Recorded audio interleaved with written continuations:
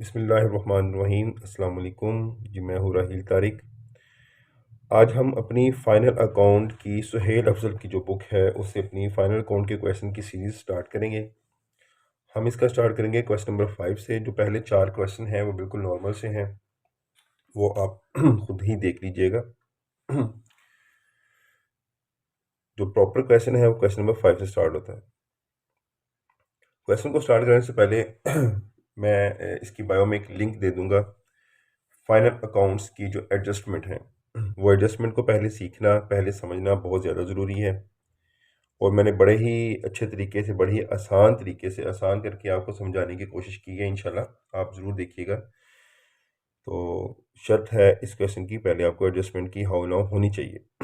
तो आप वो पहली वीडियो इसकी एडजस्टमेंट्स की लाजमी देखिएगा। तो क्वेश्चन स्टार्ट करते हैं। क्वेश्चन को स्टार्ट करने का जो तरीकाकार मेरा है वो ये है कि कुछ चीज़ें फाइनल अकाउंट्स की आपने पहले से ही लिख लेनी है, जो हर क्वेश्चन में अमूमन क्या लाजमन आती हैं। और क्वेश्चन को जो हमने स्टार्ट करना है तो उसकी सबसे पहले हमने एडजस्टमेंट्स पढ़ लेनी है। एडजस्टमेंट्स हमने इसलिए पढ़नी है ताकि हमें पता चल जाए कि जो एडजस्टमेंट का ट्रायल बैलेंस के अंदर वाली किस अमाउंट के साथ ताल्लुक है। तो जब उसकी बारी आएगी तो हम फिर उसके हिसाब से एडजस्टमेंट कर लेंगे ताकि हमारी कोई एडजस्टमेंट मिसिंग ना हो। नंबर 1 बात। नंबर 2 बात, हमें जैसे जैसे क्वेश्चन करना है जो चीज़ होती जाएगी हम उसको टिक लगाते जाएंगे, ताकि एट द एंड क्वेश्चन जब हम देखें, क्वेश्चन आंसर के ऊपर, क्वेश्चन शीट के ऊपर जब देखें कि अगर किसी चीज़ के ऊपर, किसी आइटम के ऊपर टिक नहीं लगा तो हमें पता चल जाएगा कि इसके ऊपर टिक नहीं लगा। तो हम क्या करेंगे, उसको मिसिंग आइटम को भी रिकॉर्ड कर लेंगे। चलिए सबसे पहले एडजस्टमेंट पढ़ते हैं। एडजस्टमेंट हमें दी हुई है, डिटेल में साथ साथ बताऊंगा। एडजस्टमेंट हमें दी है डेप्रिसिएशन प्लांट, मशीनरी और फर्नीचर की, सैलरीज के बारे में एडजस्टमेंट है, इंश्योरेंस के बारे में एडजस्टमेंट है, प्रोविजन है डाउटफुल डेट्स की, और क्लोजिंग स्टॉक है हमारे पास। ठीक है जी। क्वेश्चन हम स्टार्ट करते हैं। क्वेश्चन को स्टार्ट करने से पहले मैं आपको कुछ चीज़ें बताता हूँ जो आपने जो है हर क्वेश्चन के अंदर उसको पहले से उतार लेना है, ताकि आपको कोई किसी किस्म की कन्फ्यूजन ना हो। दूसरा, ये मैंने लैंडस्केप शेप में, ये मैंने trading and profit and loss account बनाया है, और ये मैंने बैलेंस शीट बनाई है। ठीक है, ये मैंने दोनों चीज़ें लैंडस्केप में एक ही पेज के ऊपर ड्रॉ करी, लेकिन आपने अलग अलग पेज के ऊपर इसको बनाना। ठीक है, ये आपके लिए नहीं है। आपने इसको अलग अलग, एक पेज के ऊपर अपने trading and profit and loss account बनाना है और एक पेज के ऊपर आपने बैलेंस शीट बनानी है। करना क्या है, आपने क्वेश्चन में कुछ चीज़ें पहले ही लिख लेनी। कौन कौन सी चीज़ें? सबसे पहले आपने देखना ओपनिंग स्टॉक क्या है क्वेश्चन के अंदर। तो ये है ओपनिंग स्टॉक हमारे पास 3,63,750। इसको टिक किया और इसको रिकॉर्ड कर लेना।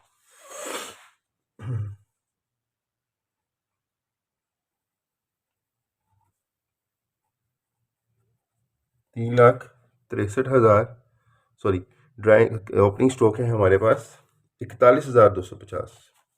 इसको लिख लेंगे 41,250। ओपनिंग स्टॉक के साथ ही आपने परचेजेस को देखना है। परचेजेस, जब परचेज को देखना है तो आपने नीचे लाजमन देखें कहीं परचेज रिटर्न तो नहीं हमें बताया क्वेश्चन के अंदर। तो सेल रिटर्न तो है, लेकिन I think so purchase return नहीं है हमारे पास। ठीक है जी, परचेज रिटर्न हमारे पास नहीं है इस क्वेश्चन के अंदर। हम जस्ट इसके परचेज भी लिख लेंगे।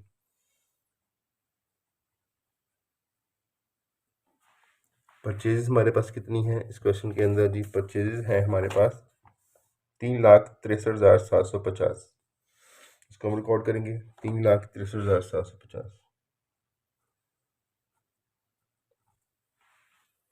क्लियर?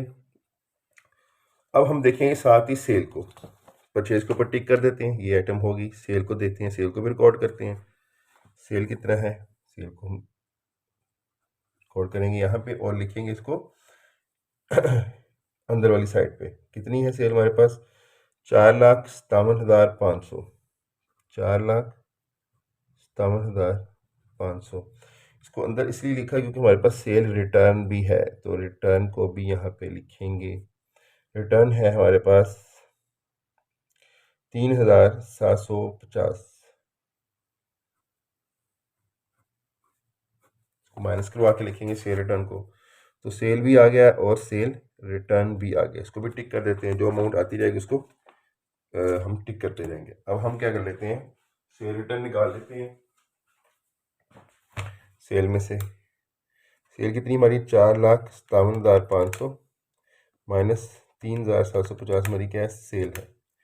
इसको हमने निकाला तो हमारे पास जो अमाउंट आई वो जनाब आई 4,53,750 4,53,750। इसको हम आउटर कॉलम में लिख देंगे 4,53,750। ठीक है नहीं। अब नेक्स्ट जो चीज़ आपने फ़ौरन देखनी है वो क्या है, आपने कैपिटल को भी रिकॉर्ड करना है। कैपिटल कितना है हमारे पास जनाब, कैपिटल है इस क्वेश्चन के अंदर कैपिटल अकाउंट 60,000। ठीक है जी। कैपिटल को भी रिकॉर्ड करेंगे। कैपिटल इक्विटी का पार्ट है तो उसको इक्विटी के अंदर लिखेंगे कैपिटल 60,000 और इनर कॉलम में लिखेंगे, इसलिए कि इसके अंदर कुछ एडजस्टमेंट्स होती हैं, ड्राइंग्स वगैरह, नेट प्रॉफिट वगैरह, उसने एडलेस होना होता है। चले ये कुछ चीज़ें थी। और उसके बाद क्लोजिंग स्टॉक। ठीक है जी। क्लोजिंग स्टॉक को भी आपने लिख लेना है। ये रेड बॉल पेन में से मैं इसलिए लिख रहा हूँ कि ये वो चीज़ें जो सबसे पहले आपने नोट करनी है। क्लोजिंग स्टॉक कितना है जी हमारे पास? क्लोजिंग स्टॉक है जो कि ट्रायल बैलेंस की आउट साइड पर लिखा होता है क्लोजिंग स्टॉक, ये है 45,000। ठीक है जी। अच्छा, कैपिटल भी हमने रिकॉर्ड कर लिया था, हम कैपिटल के ऊपर टिक कर लेते हैं। क्लोजिंग स्टॉक कितना है हमारा? क्लोजिंग स्टॉक है हमारी 45,000, तो उसको भी हम देख लेते हैं 45,000।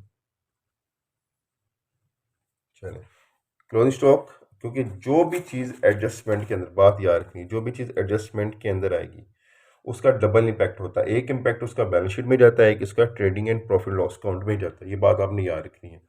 तो क्लोजिंग स्टॉक का डबल इम्पैक्ट है तो डबल टिक लगाएंगे, क्योंकि हम उसको दोनों साइडों पर रिकॉर्ड करने लाए हैं। एक तो ये ट्रेडिंग की क्रेडिट साइड पे सेल के नीचे आता है, दूसरा ये करंट एसेट भी है क्लोजिंग स्टॉक, तो करंट एसेट में भी लिख देंगे क्लोजिंग स्टॉक 45,000। चलिए जी, अब हमने क्या करना है अब हमने क्वेश्चन को वन बाय वन चीज़ें देखनी है और जहाँ जहाँ पे प्लेस होती हैं वहाँ वहाँ पे इसको करते जाना है।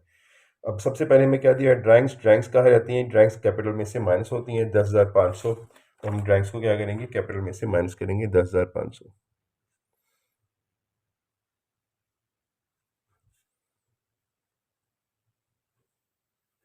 ठीक है नहीं। चलिए ड्राइंग्स लिख लिया, ड्राइंग्स के ऊपर टिक कर देंगे। ये भी टिक हो गया, ये भी हो गया, ये भी हो गया, ये भी रिकॉर्ड हो गया। सन्डी डेटर्स हमारे क्या होते हैं? एसेट्स होते हैं। क्या होते हैं? एसेट्स होते हैं। तो इसको हम एसेट साइड पे लिखेंगे करंट एसेट्स में लिखेंगे सन्डी डेटर्स, और इसकी अमाउंट लिखेंगे हम इनर कॉलम में। कितने डेटर्स हैं हमारे? सन्डी डेटर्स हैं हमारे 60,000। इनर कॉलम में लिखेंगे। क्यों लिखेंगे? क्योंकि इसके ऊपर एडजस्टमेंट है। क्या एडजस्टमेंट है? कहते हैं maintain 5% reserve for doubtful debts and debtors. हमें इसकी एक प्रोविजन क्रिएट करनी है 5%। तो वो हम क्रिएट करेंगे। तो कितनी है? 5%। हम यहाँ पे लेंगे प्रोविजन माइनस प्रोविजन, कितनी? 5%। 60,000 का 5% लेते हैं या 3,000 को इसमें से माइनस करवा के लिखेंगे।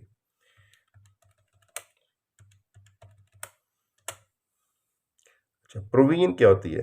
ठीक है, हम इसके बारे में डिटेल डिस्कशन करेंगे, लेकिन अभी आपको शॉर्ट में बता देता हूँ कि प्रोविजन का मतलब होता है कि कंपनी हर साल अपने डेटर्स की एक प्रोविजन क्रिएट करती है कि और एक्सपेक्ट करती है कि इतने % अमाउंट हमें जो है वो नहीं मिलेगी, इतने % अमाउंट हमें नहीं मिलने वाली, इतने % पैसे हमारे मर जाएंगे। तो वो as a provision, as a expectation वो कंपनी उसको वहाँ से ऑलरेडी डिडक्ट कर देती है और उसको एक्सपेंस साइड पे भी लिखती है। ठीक है जी। अच्छा, जब हम प्रोविजन करेंगे तो हम देखेंगे कि अंदर क्वेश्चन के अंदर कहीं ओल्ड प्रोविजन तो नहीं हमें दी, यानी पिछले साल की कोई प्रोविजन या बैड डेट्स दी हो, तो हमें पिछले साल की कोई प्रोविजन या कोई बैड डेट्स नहीं दिए हुए। ठीक है जी। अब एक इम्पैक्ट तो हमने इधर रिकॉर्ड कर लिया।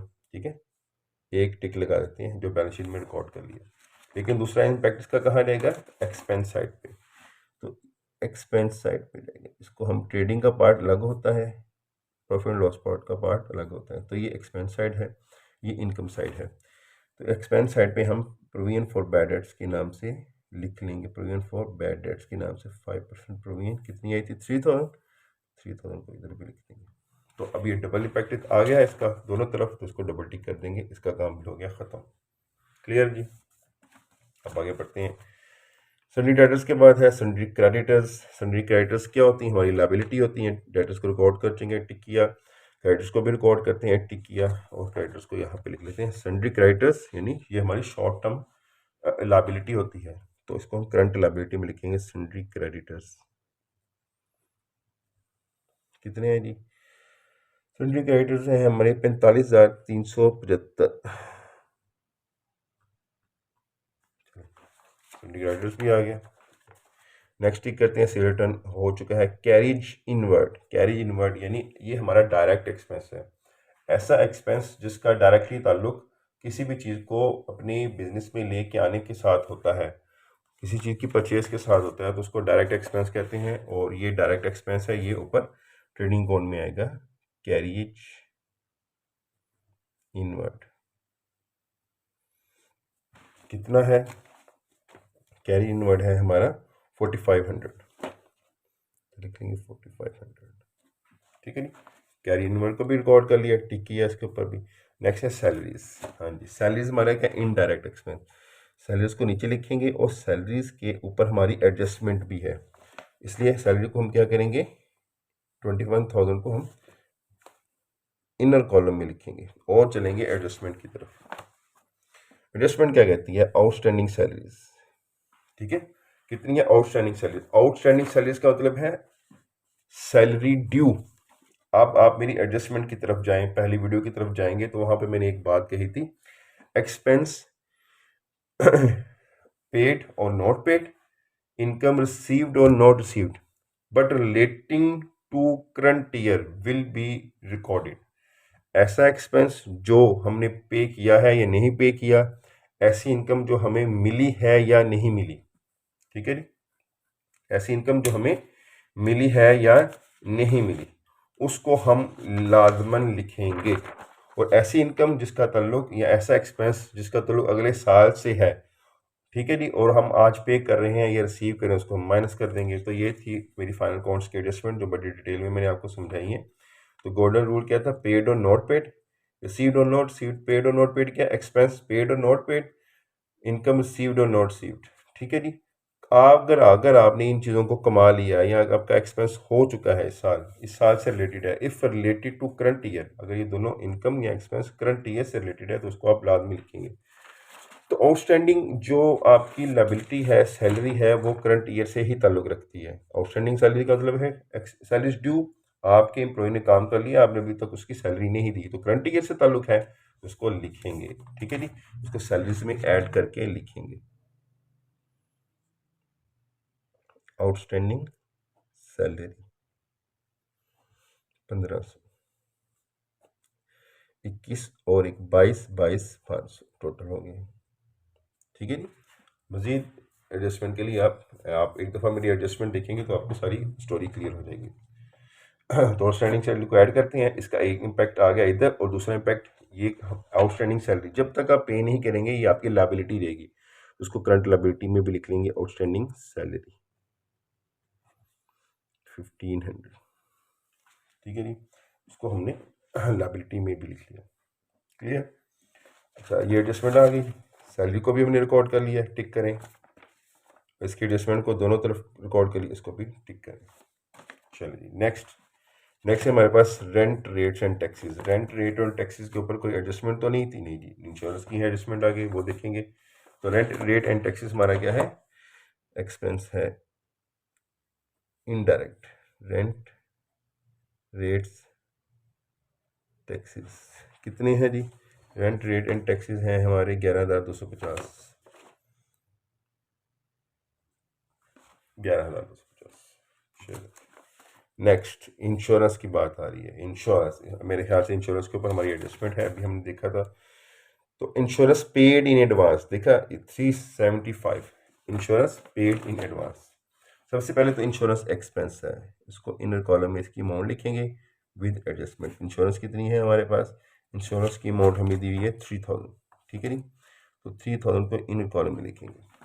बट यहाँ पे कहता है एडजस्टमेंट की, कहता है इंश्योरेंस पेड इन एडवांस, ऐसी इंश्योरेंस जिसका अभी टाइम आया ही नहीं था, हमने उसको एडवांस में पे कर दिया। क्या कर दिया? एडवांस में पे कर दिया। तो ऐसा एक्सपेंस जो आपका अभी टाइम उसका आया ही नहीं था पे करने का, आप उसको एडवांस में पे कर देते हो, इसका मतलब है वो करंट ईयर से ताल्लुक नहीं रखता। रूल एक्सपेंस के बारे में, पेड और नॉट पेड, एक्सपेंस आपने पे किया है या नहीं पे किया, if related to current year तो आप लिखेंगे, ठीक है नी।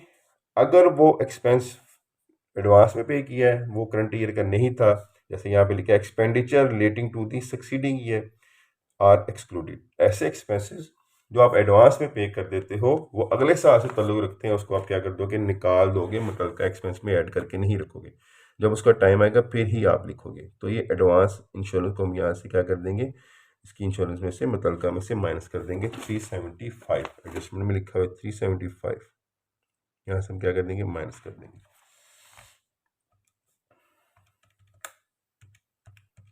375 को माइनस किया तो 26-25 अमाउंट आ गई। दूसरी तरफ एक इम्पैक्ट रिकॉर्ड कर लिया इंश्योरेंस का, एक टिक कर दिया। दूसरा, ऐसा एक्सपेंस जो आप एडवांस में पे कर देते हो, मतलब जब नेक्स्ट उसका टाइम आएगा अगले साल उसको आप को पे नहीं करना पड़ेगा, तो आप ऐसे एक्सपेंस को क्या, अपना एक्सपेंस क्या कहते हो, प्रीपेड या एडवांस को क्या कहते हैं, अपना एसेट कहते हो, तो आप उसको करंट एसेट में लिखते हो, एडवांस इंश्योरेंस। जब इसका टाइम आएगा तो आपको ये पे नहीं करने पड़ेंगे 375 रुपीज़। तो दूसरा इम्पैक्ट इसका यहाँ पे आ गया, दोनों साइडों पे रिकॉर्ड कर लिया, दोनों साइड पर रिकॉर्ड कर लिया, तो इसकी बात भी खत्म, इसकी स्टोरी भी खत्म। तो इंश्योरेंस के ऊपर भी टिक करें, ठीक है नी, सब कुछ टिक होता जा रहा है, जो जो टिक होता जा रहा है वो उसकी बात हम फिर दोबारा नहीं करेंगे। तो आपको ये एडजस्टमेंट समझ आ गई होगी। इंश्योरेंस नेक्स्ट ईयर से ताल्लुक था इसका, इसलिए हमने इसको यहाँ से एक्सक्लूड कर दिया, और दूसरा एसेट पे, क्योंकि नेक्स्ट ईयर हमें ये दोबारा पे नहीं करनी पड़ेगी, इसको हम अब एज ए एसेट ट्रीट करेंगे। नेक्स्ट है मशीन। मशीन कितनी दी हुई है अमाउंट, 37,500।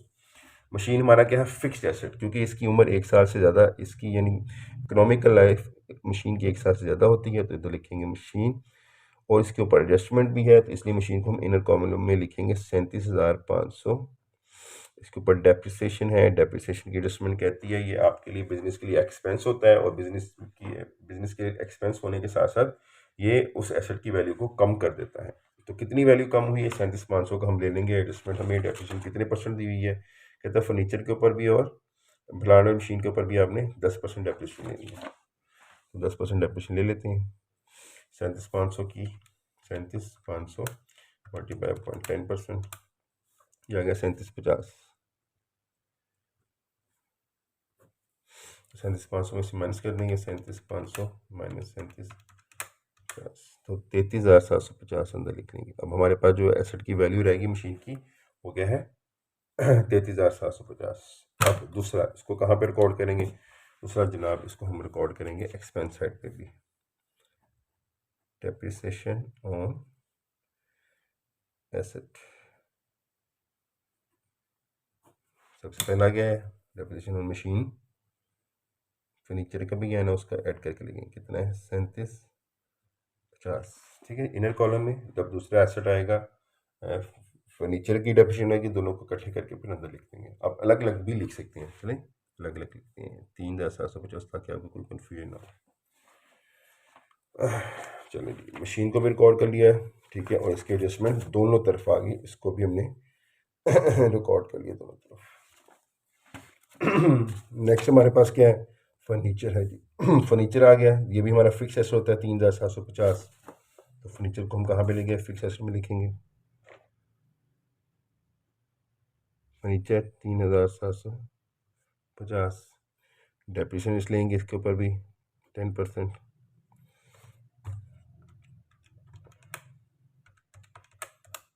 3,375 इसकी 10% डेप्रिसिएशन है, उसको भी माइनस कर देंगे 3750 में से, और बाकी जो वैल्यू बचेगी इस एसेट की वैल्यू रहेगी हम हमारे साल के एंड पे 3,375, ठीक है जी। ये भी हमारे लिए एक्सपेंस है, डेप्रिसिएशन 3,075, इसको भी एक्सपेंस साइड पे हम लिख लेंगे। फर्नीचर 375, ठीक है जी। चलें जी, इसका भी इम्पैक्ट दोनों तरफ आ गया, फर्नीचर को भी रिकॉर्ड कर लिया, टिक कर लिया, और एडजस्टमेंट को भी दोनों तरफ रिकॉर्ड कर लिया। तो ये एडजस्टमेंट भी हो गई, ये भी हो गई, और स्टैंडिंग की भी दोनों तरफ हो गई, इंश्योरेंस की भी दोनों तरफ हो गई। डॉटफुल डेट्स की भी दोनों तरफ होगी, क्लोजिंग स्टॉक की भी दोनों तरफ होगी। एडजस्टमेंट हमारी जहाँ जहाँ आनी थी सभी आ चुकी हैं, कोई भी टिक नहीं बचा, और एक टिक बचा हुआ है cash in hand. Cash in को भी रिकॉर्ड करते हैं। ये हमारा क्या होता है, करंट एसेट। तो करंट एसेट में लिखते हैं कैश इन हैंड, कितने हैं, 2625। क्लियर। चलिए जी, अब क्या करना है हमें, सबसे पहला स्टेप, सबसे पहले हमें ग्रॉस प्रॉफिट निकालना है। तो ग्रॉस प्रॉफिट के लिए हम सेल वाली साइड को टोटल करेंगे। 4,53,750 प्लस 45,000, 4,98,750 टोटल है जी। 4,98,750 ये बड़ा टोटल है, इसको दोनों तरफ लिख लेंगे। 4,98,750, जो साइड बड़ी होगी उसको दोनों तरफ लिख लेंगे और छोटी साइड को उसमें से निकाल देंगे। यहाँ से हम इन एक्सपेंसेस को और ओपनिंग स्टॉक को निकालते हैं। इस अमाउंट में से इनको निकालेंगे तो हमारे पास ग्रॉस प्रॉफिट आ जाएगा। Gross profit कैरिट 4,98,750 minus 41,250 minus 3,63,750 minus 4500। तो ये हमारे पास ग्रॉस प्रॉफिट आ गया 8,9,250। तो आप देख सकते हैं ग्रॉस प्रॉफिट कितना है, 8,9,250। 8,9,250 ये हमारा क्या है, ग्रॉस प्रॉफिट। ग्रॉस प्रॉफिट को उतारेंगे हम इनकम साइड पे by gross profit brought down 8,9,250। ठीक है जी। अब इनकम साइड पे और तो कुछ था नहीं, तो यही एक अमाउंट है ग्रॉस प्रॉफिट की, इसी को हम टोटल में लिखेंगे। बड़ी साइड यही है, आपने देख लेना कौन सी साइड बड़ी है, तो हमें यही साइड बड़ी लग रही है, तो दोनों तरफ हम लिख लेंगे 8,9,250। ठीक है जी। अब इसमें से फिर ग्रॉस प्रॉफिट की तरह ये सारी चीज़ें यहाँ से निकालने स्टार्ट करेंगे तो हमारे पास आ जाएगा नेट प्रॉफिट। नेट प्रॉफिट तो निकाल लेते हैं। 8,9,250 में minus 22,500 minus 11,250 minus 3,000 minus 26,25 minus 37,50 minus 3,75। तो 4,5,750 4,5,750 हमारे पास नेट प्रॉफिट आ गया। 4,5,750 4,5,750 ये हमारे पास क्या आ गया, नेट प्रॉफिट आ गया। चलिए जी, अब हमने क्या करना है, इस नेट प्रॉफिट को उठाना है और रिकॉर्ड कर देना है, जाके कैपिटल के अंदर ऐड कर देना है। नेट प्रॉफिट 4,5,750 इसको टोटल कर लेते हैं। 60,000 में ड्राइंग्स होंगी माइनस 10,500 और प्लस होगा नेट प्रॉफिट 4,5,750। हमारे पास आएगा 9,5,250। क्लियर जी। अब हम करेंगे दोनों साइडों को टोटल। दोनों साइडें हमारी बराबर आनी चाहिए। दोनों साइडें बराबर आ गई तो हमारा क्वेश्चन ठीक है जी। तो 9,5,250 प्लस 4,5,375 4,5,375 प्लस 1,500, तो यह है 1,42,125। तो एक साइड हमारी ठीक आ गई 1,42,125, 1,42,125। ठीक है जी। अभी एसेट साइड भी देख लेते हैं, क्या इतना ही आ रहा है। दोनों साइडें बराबर आना लाजमी है। अगर इसमें अगर फ़र्क आता है तो बेसिक मकसद ये है कि बैलेंस शीट को हमने टैली करना होता है। हमने देखना होता है assets is equal to owners equity plus liability. हमारी काउंटिंग इक्वेशन क्या कहती है, एसेट बराबर होते हैं ओनर इक्विटी और लाइबिलिटी के, तो इसलिए दोनों अमाउंट्स बराबर आनी चाहिए। 8,3,750 plus 3,375 plus 26,25 3,375 plus 26,25 plus 45,000 plus 57,000 plus 375। चले जी, इसमें क्यों फ़र्क आया, दोबारा से हम देखते हैं। 33,750 plus 3,375 plus 2,625 plus 45,000 closing stock plus 57,000 debtors plus 375 plus 375 142,125 ठीक आ रहा था। कैलकुलेशन गलत कर दी थी मैंने, रिकॉर्ड प्लस करने में शायद कोई गलती की थी। तो 142,125 ये हमारा टोटल भी 142,125। तो दोनों साइड हमारी बराबर हैं, इसका मतलब हमारा क्वेश्चन ठीक है, कंप्लीट। तो इस तरीके से देखें। अब अगर आप क्वेश्चन के ऊपर फोकस करें तो सभी के ऊपर टिक्स लगे हुए हैं। टिक्स का मकसद ये है कि हमने कोई भी चीज़ नहीं छोड़ी। अगर आपका यहाँ पे बैलेंस ठीक ना आता तो सबसे पहले आपने देखना था कहीं मैंने किसी चीज़ को मिस तो नहीं किया, कहीं पे टिक तो नहीं लगा हुआ। तो जिस पे टिक नहीं लगा हुआ वो आप चीज़ नहीं, आपने वो चीज़ वो आइटम मिस की होगी। और जिसमें इसके ऊपर डबल टिक लगा हुआ है, ये दोनों तरफ चले गई हैं, तो आपने ये देख लीजिएगा जिस पे टिक नहीं लगा होगा वो यकीनन मिस हो गई होगी, तो उसकी वजह से बैलेंस में फ़र्क आ रहा होगा, या और रीज़न भी हो सकती है, फिर हमें दोबारा सारा चेक करना पड़ता है। तो ये जी है तरीका, बड़ा सिंपल सा फाइनल काउंट को करने का। ये साइड हमारी बैलेंस शीट है, तो ये हमारी क्या है, सॉरी, ये हमारी trading and profit and loss account है और ये हमारी बैलेंस शीट है। टेक केयर, अल्लाह हाफिज़।